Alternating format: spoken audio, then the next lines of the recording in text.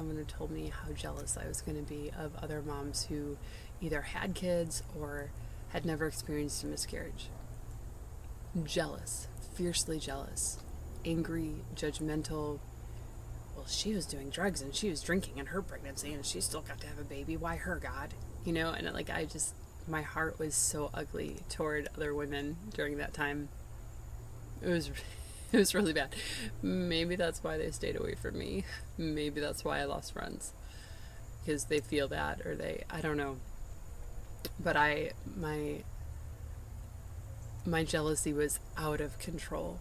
Every time I saw a pregnant woman, I just wanted to burst into tears. I actually worked at the church at the time, and the church hosted a preschool. So at a certain time of the day, moms would walk through the doors with their kids holding hands, and a lot of these women were like swollen, pregnant, like 15 months pregnant, it felt like. And I started arriving at work at a different time and adjusting the times of my arrival to avoid seeing those women.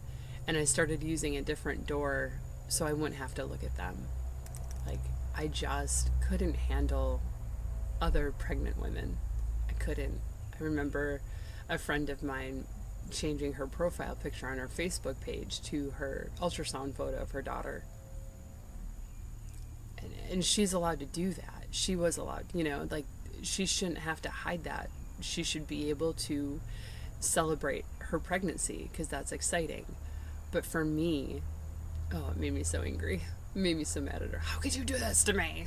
Like, so in response to that, I stayed off social media for a while because it just wasn't helping me.